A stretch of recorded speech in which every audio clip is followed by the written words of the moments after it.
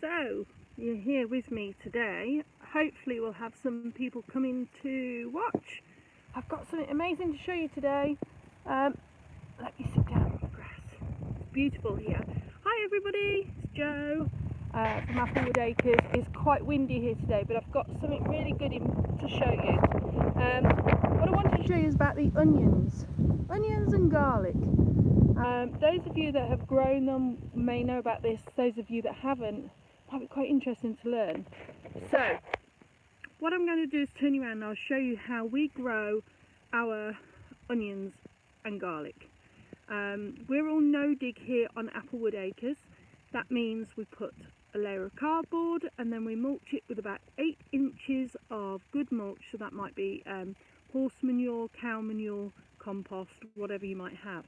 Sometimes people use leaves and other things to mulch the area, straw, but we use rotted down, well rotted organic horse manure here, and a little bit of compost that we've made on top. So let me show you our way of planting onions, and let me show you the results of what we've had this year so far. So the onions went in I think around February, if I remember. They were planted from seed. We always do ours from seed. Cheaper, easier, and you get so much more for your money.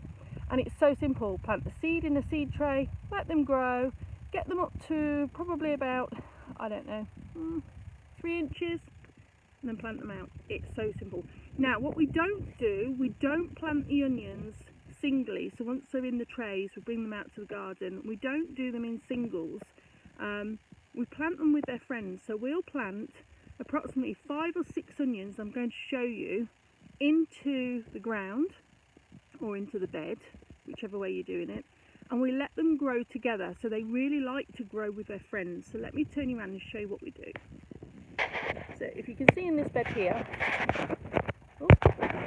sorry about that, you'll notice that we've planted, how many's there? There's 4 or 5 there, and then over here you'll see there's even more there, and we just let them grow on like that for well, until they're sort of up to about that size. So these are ones we did slightly earlier in the season. Let me show you. Oops. So there you go. So you can see how big these are. And what we do now, when they get to this size, so they're what, I don't know, 9 inches tall, and you can see there's a bulb there, and that's spring onion size. So these were normal yellow onions. So all we do, when they're ready, we just pull that out. Voila, you have a spring onion. Now I pulled some up earlier off this bed. We do have other beds with it on, and you just take off the outer skin, and there you have it. You've got beautiful, beautiful spring onions. Now what we did was we left his little mate in there. Now this will grow on into a proper bulb size onion, so a cooking onion.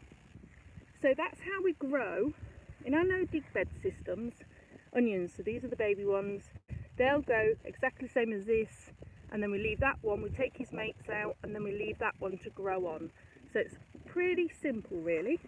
Now the next thing I want to show you is the garlic. So in October last year we planted our garlic in this first bed. You can see it's down there. It's companioned with the onions because if there's a space you've got to put it in. Okay, so what we did on the garlic, we left that to grow over the winter.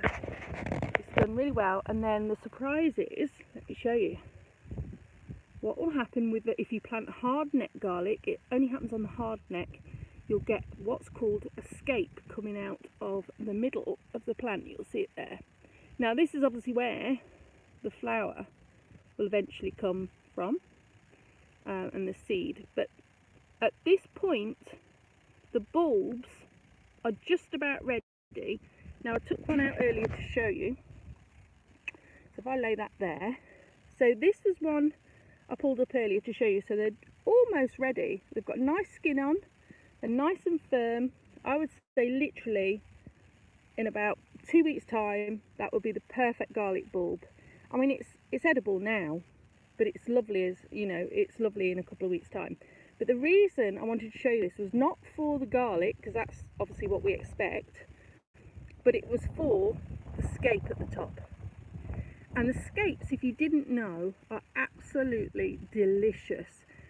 I've volunteered on farms where they actually cut them out to stop the, because once they start, you see, the bulbs slow down. So really the harvest is when the scapes come, we don't want them to flower, so we then harvest the garlic. But what we do is, as this scape comes up, we allow it to curl round like so, and then we harvest, and we take the scape out completely. Now, you do need a knife for this, and I haven't got a knife on me, but you'd take it out completely, and all you'd do is chop it up, and then you'd fry it. It's absolutely delicious. You can put it in stir fries, through salads. Honestly, if you're growing hardneck garlic, do not miss the scape. It's one of the most delicious things you can have with garlic. It's a slightly milder form of garlic, I think. I mean, we have garlic and everything here, but it's just so delicious, chopped up into little sections and fried off in a stir fry or put through salad. It's delicious. It will go with anything you're cooking. It's gorgeous. So there you have it, guys. Don't miss the scapes. Hardneck garlic. The softneck garlic I've got further down in this row, they don't tend to have them. They have the flower heads, but they don't tend to have these scapes like this. They're nice and firm and they taste delicious. So I hope that's helped. It's just a little quick video just to let you see what we're up to. As I say, garlic's nice and firm. We'll leave that to dry out.